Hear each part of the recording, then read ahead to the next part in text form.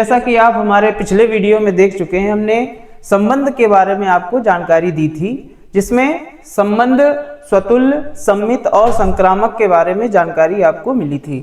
जैसे किसी क्वेश्चन में आपको ऐसा क्वेश्चन आ जाए जिसमें स्वतुल्य भी हो, सम्मित भी हो और संक्रामक भी हो, तो ऐसे संबंध को तुल्यता संबंध के माध्यम से जाना जाता है। तो ये चौथा संबंध था अपना। तो चौथा संबंध हम लोग पढ़ने वाले हैं।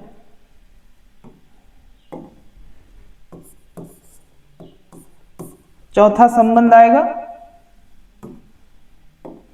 तुल्यता संबंध। तो तुल्यता के बारे में हम लोग जानकारी लेंगे।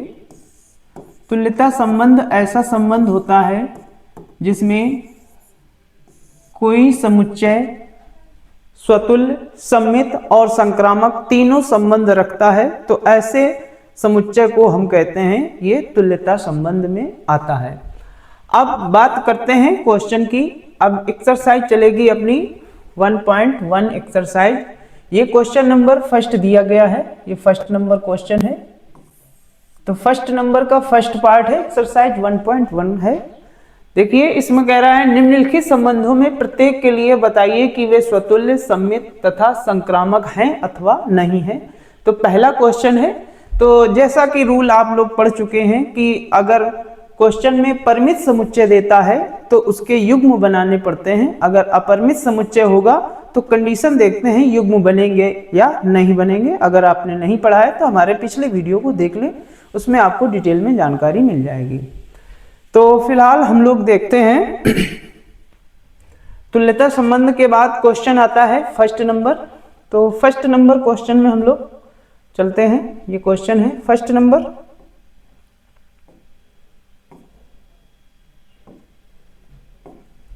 क्वेश्चन में कह रहा है कि एक समुच्चय, हमने बताया था पिछले वीडियो में भी कि जब भी स्वतुल्य, सम्मित, संक्रामक चेक करना होगा तो क्वेश्चन में सदैव दो चीजें दी जाएंगी। एक तो हमें दिया होगा समुच्चय और दूसरा दिया होगा संबंध। जैसा कि इस क्वेश्चन में दे रहा है समुच्चय a बराबर 1, 2, 3 डॉट डॉट डॉट और ये है 13 और 14, यानी इसका इंड पता है। जिस समुच्चय का हमें इंड मालूम हो गया है, इसका मतलब ये परिमित समुच्चय है, तो हम कहेंगे ये समुच्चय परिमित है। तो पहला नंबर क्वेश्चन चल रहा है। समुच्चय जो दे रहा है उसे नोट करिए। समुच्चय a बराबर, क्योंकि यहां पर समुच्चय को उसने a से रिप्रेजेंट किया है तो a लिखेंगे 1, 2, 3 डॉट डॉट, यह है 13, 14। तो इसका हमें इंड मालूम है, इसका मतलब ये परिमित समुच्चय है। तो परिमित समुच्चय जब भी होगा तो हमें r के युग्म बनाने पड़ते हैं। और युग्म कैसे बनते हैं, जैसा कि उस क्वेश्चन में कंडीशन देगा। अब हम लोग r के युग्म बनाएंगे। तो r बराबर क्या होगा? r बराबर हमारे पास सबसे पहले कंडीशन दी गई है x, y such that 3x minus y equal 0। ये दी गई है कंडीशन, हमें इसको फॉलो भी करना है। और इस कंडीशन के अकॉर्डिंग समुच्चय में हमें 14 से ज्यादा वैल्यू नहीं लेनी है, 1 से 14 के अंतर्गत ही रहना है। तो देखिए इसको सेटिस्फाइड करने वाला एक युग्म हम लोग बनाएंगे जो इस समीकरण को भी सेटिस्फाइड करे और समुच्चय में 1 से 14 तक के आगे कोई अंक ना हो, 14 से ज्यादा ना हो और 1 से कम ना हो। तो इसका मतलब है हमें r के ऐसे युग्म बनाने हैं। हम अपनी सुविधा अनुसार इसको नोट कर सकते हैं 3x इक्वल y। ये क्वेश्चन बन सकता है। यहाँ से y को हमने पक्षांतर कर लिया जिससे युग्म बनाना आसान हो जाए। यहाँ पर हम लोग x की वैल्यू यहाँ से उठाएंगे और 14 तक ले जाएंगे। तो देखिए अगर हम x की वैल्यू 1 लेंगे, अगर x की वैल्यू यहाँ पर 1 रखेंगे तो y की वैल्यू क्या आएगी? तो 1 का 3 से मल्टीप्लाई हो जाएगा तो ये 3 आएगा। तो 1, 3 पहला युग्म बन जाएगा। दूसरा युग्म क्या बनेगा वो देखते हैं। जब हम x के स्थान पर 2 रखेंगे तो x के स्थान पर 2 कॉमा, क्योंकि x, y पहले x की वैल्यू रखनी है, बाद में हमें उसी से y की वैल्यू फाइंड करनी है। यहां पर 2 रखेंगे तो क्या आएगा? y की वैल्यू 6 आएगी। फिर हम लोग रखेंगे x की जगह 3। जब x की वैल्यू 3 रखेंगे तो आएगा 3 इंटू 3 इक्वल 9, y की वैल्यू 9 हो गई। उसके बाद हम लोग रखेंगे x की वैल्यू 4।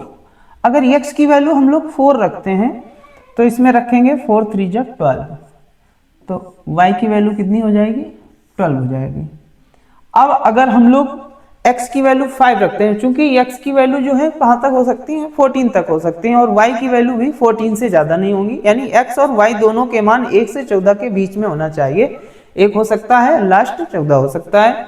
अगर हम लोग यहाँ पर 5 लेते हैं x की वैल्यू, तो 5 का 3 से मल्टीप्लाई होगा तो 15 हो जाएगा, जो कि हमारे समुच्चय का अवयव नहीं है। तो इसका मतलब x की वैल्यू हमें 4 से ज़्यादा नहीं लेनी है, क्योंकि यहाँ पर हमारी कंडीशन सेटिस्फाइड हो रही है 4 तक, उसके आगे नहीं हो पाएगी। तो इसका मतलब r के केवल इतने ही युग्म बनेंगे, और ऐसे आप समुच्चय में युग्म बनाएंगे। जैसा कंडीशन देगा उसी कंडीशन से r के हम लोग युग्म बनाते हैं। बात क्लियर है? अब आगे चलते हैं। जब हमें समुच्चय प्राप्त हो गया, समुच्चय से r के युग्म भी बन गए हैं, तो अब हम लोग संबंध निर्धारित करेंगे कि स्वतुल्य है, कि सम्मित है या संक्रामक है। तो देखिए, सबसे पहले हम लोग चेक करते हैं स्वतुल्य संबंध। तो इसको आप हेडिंग डाल के लिखेंगे जब भी क्वेश्चन को सॉल्व करेंगे, स्वतुल्य संबंध। अब स्वतुल्य संबंध में हम लोग क्या पढ़े हैं, फार्मूला सेम टू सेम।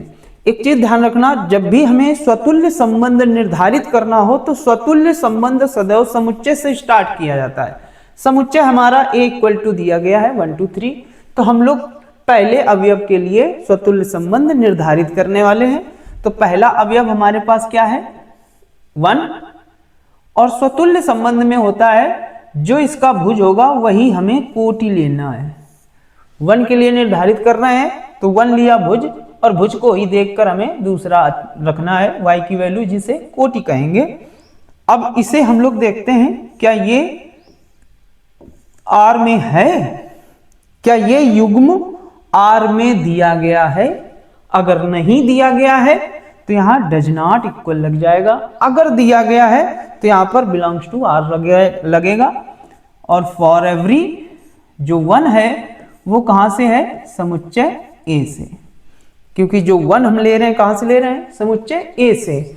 अगर क्वेश्चन में पहली ही घटना हमारी ऐसी निकल आती है जिसमें स्वतुल्य संबंध की घटना नहीं है, यानी डज नॉट बिलोंग टू आ जाता है, तो उसके आगे हमें क्वेश्चन को सॉल्व करने की जरूरत नहीं है, उसके आगे क्वेश्चन सॉल्व नहीं करते हैं। तो जब भी हम लोग स्वतुल्य संबंध निर्धारित करेंगे तो क्वेश्चन कहाँ से उठाया जाएगा, समुच्चय से। अब बात आ रही है कि इसमें अवयव थे 1 से लेकर 14 तक, तो हमने सबसे पहला अवयव उठाया 1, और 1 को ही देख कर दूसरा लिख देना है। अगर हम उठाते 2 तो यहां लिखते 2, और 2 को देख कर ही दूसरा लिख देना है 2। फिर हम लोग चेक करते 2,2 इसमें R में है अथवा नहीं। अगर है तो स्वतुल्य है, अगर नहीं है तो ये स्वतुल्य संबंध नहीं रखता है। तो इसका मतलब है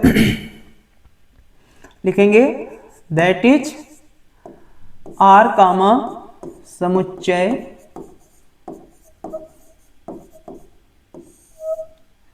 A में स्वतुल्य संबंध नहीं है, स्वतुल्य संबंध नहीं है।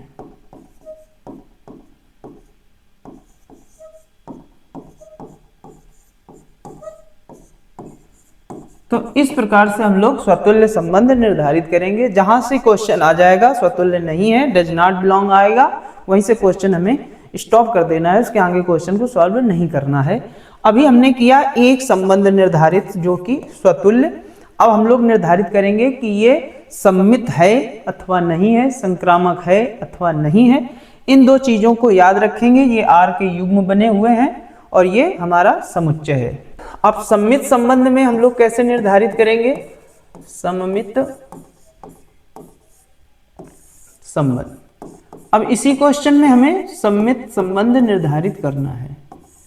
अब सम्मित संबंध में क्या होता है, सबसे पहले हम लोग समुच्चय नोट कर ले रहे हैं फिर से। इसमें 1 2 3 डॉट डॉट डॉट 13 और 14 था। जो r के युग्म बने थे, r इक्वल युग्म बनाए हमने 1, 3। दूसरा युग्म बना था 2, 6। तीसरा युग्म बना है 3, 9 और चौथा युग्म बना था 4, 12। तो ये r के युग्म थे। अगर स्वतुल्य संबंध हमें निर्धारित करना है तो क्वेश्चन को हमें समुच्चय से स्टार्ट करना होता है। अगर सम्मित और संक्रामक हमें जांच करनी है इसमें है अथवा नहीं है, तो सम्मित और संक्रामक संबंध के लिए क्वेश्चन सदैव r से स्टार्ट किया जाता है। इसे आप जरूर ध्यान रखें। तो अब हम लोग r से निर्धारित करेंगे क्वेश्चन सम्मित संबंध इसमें है अथवा नहीं है। तो देखिए, सबसे पहले r का पहला युग्म क्या दिया गया है, पहले युग्म के लिए हम लोग पहले चेक करेंगे। तो लिखेंगे 1, 3। 1, 3 ये r में ऑलरेडी होता है, ये हमने नियम में बताया था, ये युग्म होता है। फिर हमें क्या करना है, इनको आपस में इंटरचेंज कर देना है। इंटरचेंज बिलोंग्स टू लगाएंगे। इंटरचेंज कैसे, 3 को पहले लिखेंगे और 1 को बाद में लिखेंगे। अब इस युग्म को देखना है क्या ये r में कहीं है। अगर ये युग्म r में पाया जाता है तो फिर ये क्या हो जाएगा, सम्मित संबंध हो जाएगा। अगर ये युग्म r में नहीं है तो यहां लिखेंगे डज नॉट इक्वल, यानी does not belongs to r, यानी ये युग्म r में बिलोंग नहीं करता है, r में युग्म ये उपस्थित नहीं है। इसका मतलब ये सम्मित संबंध नहीं है। अगर ये इंटरचेंज 1, 3, 3, 1 अगर बिलोंग कर जाता तो ये सम्मित संबंध हो जाएगा। अगर कहीं घटना हमारी पहली से ही ऐसी हो गई जो मना कर दिया कि उसमें सम्मित संबंध नहीं है, तो हमें प्रत्येक युग्म के लिए चेक करने की कोई आवश्यकता नहीं होती है। एक बार अगर मना करने पर आ गया है कि ये डज नॉट बिलोंग्स टू आ चुका है, तो फिर आगे युग्मों को हमें चेक नहीं करना है, बस यहीं तक क्वेश्चन को सॉल्व करना होता है। और इसमें जो 1 और 3 लिए गए हैं वो सब कहां से है, समुच्चय से। तो हम लोग लिख सकते हैं 1, 3 बिलोंग्स टू समुच्चय ए। तो यहां लिखेंगे दैट इज r, समुच्चय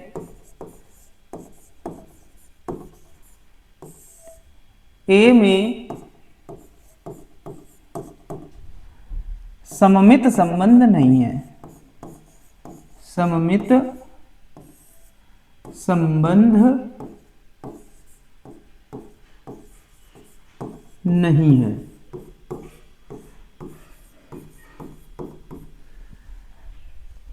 क्यों नहीं है, क्योंकि 1, 3 हमने यहां से उठाया और उसी को हमें इंटरचेंज करना होता है। x, y और y, x भी बिलोंग होना चाहिए r में, तभी हमारा सम्मित संबंध होता है, जो कि इसमें नहीं बिलोंग कर रहा है। इसका मतलब है ये सम्मित संबंध नहीं है। अब आते हैं संक्रामक संबंध कैसे चेक करेंगे। तो संक्रामक संबंध चेक करने के लिए देखिए क्या होता है। संक्रामक संबंध हमने बताया है आपको कि सम्मित हो या संक्रामक हो, हमें क्वेश्चन स्टार्ट कहां से करना है, स्टार्ट सदैव r से करना है। r में जो आप युग्म बनाएंगे क्वेश्चन हमें वहीं से स्टार्ट करना है। अब r के युग्म जो हमने बनाए हैं, इसका पहला युग्म हम लोग सबसे पहले चेक कर रहे हैं। पहला युग्म उठाया 1, 3, ये सदैव बिलोंग करता है r में। एक और चीज बिलोंग करती है r में, लिखेंगे और। यहाँ होता है x, y और यहाँ होता है y, z, यानी इसका जो दूसरा अवयव है उसी को हमें देखकर यहाँ पर नोट करना है, ये दूसरा अवयव। अब हमें ये देखना है कि हमारे जो संबंध r है, r में ऐसा कौन सा युग्म है जो 3 से स्टार्ट है, क्योंकि यहां से 3 हमने लिखा। 1, 3 के लिए चेक कर रहे हैं, तो दूसरा इसका अवयव क्या है, 3। तो 3 से स्टार्ट होने वाला कौन सा है, ये अवयव। तो इसी को हम लोग नोट करेंगे।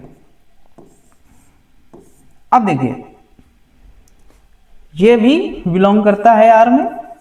अब हमें चेक क्या करना है, एम्प्लाई दैट इसका पहला अवयव और इसका दूसरा अवयव इन दोनों को हमें चेक करना है 1,9, इसका पहला और इसका दूसरा। तो इसे चेक करेंगे, क्या ये R में है? अगर ये युग्म हमारा R में है तो संक्रामक है, अदरवाइज ये संक्रामक संबंध नहीं है। तो देखते हैं क्या 1,9 कहीं है, नहीं है तो यहां लगाएंगे डज नॉट बिलोंग। इसमें अवयव कौन कौन से यूज हुए हैं? 1 है, 3 है, 9 है। तो लिखेंगे 1,3,9, ये सब कहां से बिलोंग कर रहे हैं? समुच्चय से ही आए हैं। अब देख जब डज नॉट बिलोंग्स टू आ जाएगा तो हमें अगले अवयव को चेक करने की आवश्यकता नहीं है, यहीं से क्वेश्चन को छोड़ दिया जाएगा। लिखेंगे दैट इज R कामा समुच्चय A में संक्रामक संबंध नहीं है, तो इसमें संक्रामक भी नहीं है, संबंध नहीं है। तो इसका मतलब है ये एक ऐसा क्वेश्चन है जिसमें ना तो स्वतुल्य है, ना सम्मित और ना ही संक्रामक है। तो हम लोग लिखेंगे लास्ट में अतः। एक चीज और ध्यान देंगे, संबंध एवं फलन में अतः शब्द का यूज सदैव एक बार किया जाता है, एक से अधिक बार आप इस क्वेश्चन में अतः शब्द का यूज नहीं कर सकते। इसको आप अच्छे से ध्यान रखेंगे, जहां अतः लिखने की बात आएगी वहां पर दैट इज का यूज करेंगे। इसे आप लगाएंगे, अतः शब्द एक बार लिखा जाएगा तो लिखेंगे अतः R कामा समुच्चय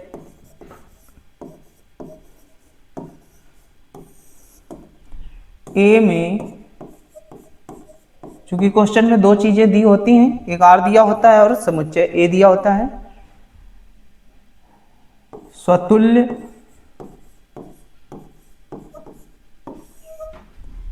कामा सममित और